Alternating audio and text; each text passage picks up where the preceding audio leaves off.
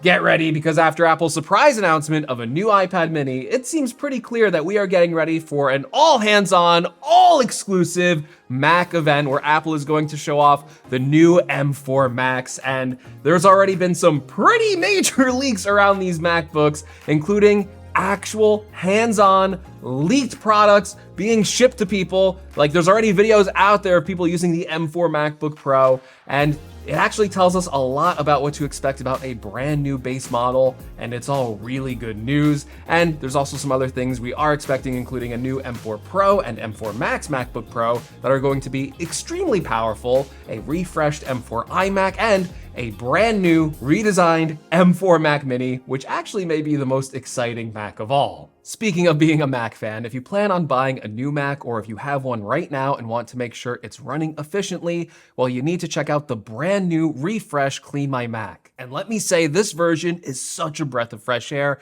with a beautiful, clean, and undistracting design that removes all the unnecessary clutter and lets you focus on making sure that your digital well-being and your Mac is optimized to the fullest, while offering a refreshing way to keep your Mac clutter-free. It's so easy to use. I can just do a simple Smart Care scan, and it quickly checks my Mac to scan for threats, find junk files, optimize performance, update my applications, and clear up large amounts of duplicate files I have, clearing up literally gigabytes of space in an instant. Clean My Mac also gives me peace of mind with advanced protection powered by Moonlock, and has an easy-to-use assistant that can give me up-to-date information on the health of my Mac while recommending easy tasks to ensure that I'm running at peak performance. My favorite feature by far is the handy toolbar, which comes with an enhanced design with quick information and actions you can take to access your Mac's most key performance stats. So I can check my current CPU load, my temperature, free up memory in just a few simple clicks, and almost every aspect of Clean My Mac has been enhanced and refreshed, making it simpler to take care of your digital oasis. It's kind of like a digital gardener, planting new flowers to keep your Mac optimized, and at the same time removing weeds, keeping your Mac nice and clean looking. To learn more and to get a 7-day free trial of Clean My Mac, check out the link in the description, and thank you to Clean My Mac for sponsoring this video. Okay, let's address the elephant in the room. This past week, we have seen a leak from Apple on a caliber that we have not seen since the iPhone 4.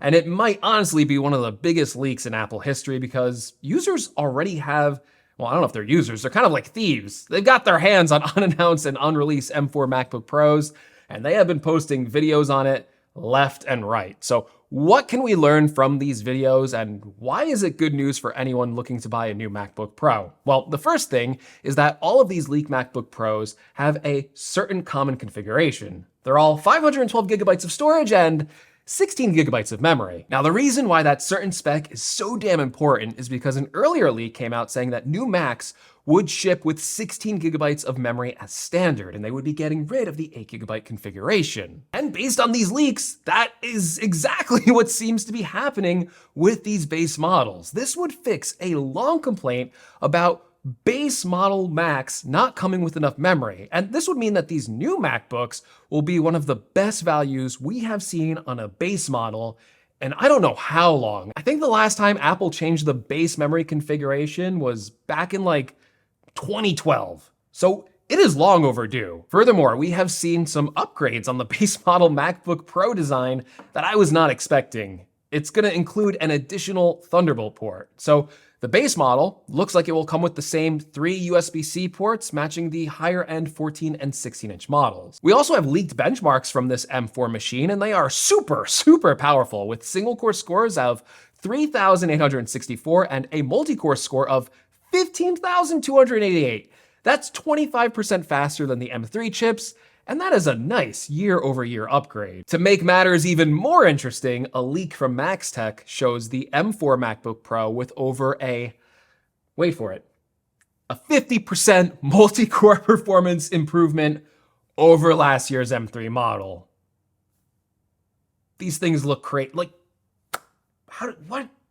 I didn't even realize, like, we've had the M4 iPad Pro.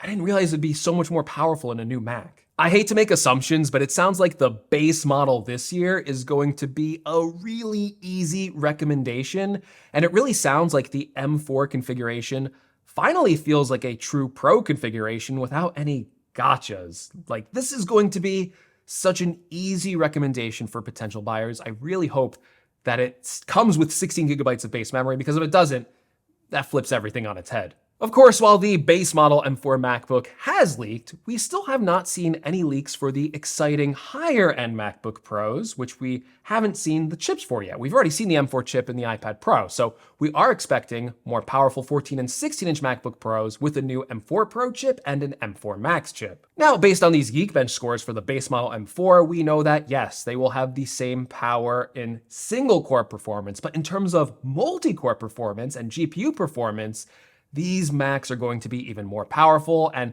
I hate to get excited, but if the normal M4 chip is scoring this well, with up to potentially a 50% performance increase in multi-core performance, I can't even imagine how powerful these new M4 Pro and M4 Max chips are going to be. And yeah, I am really interested to see the performance gains they're going to get in GPU performance over those older M3 models. I have a sneaking suspicion that this next M4 MacBook Pro is going to be the most powerful Mac when it's released, outscoring the M2 Ultra Max Studio and the Mac Pro. And that's going to be weird, having such a, small device when we look at like a laptop, putting it right up against that big desktop tower Mac Pro and going, this is more powerful than that.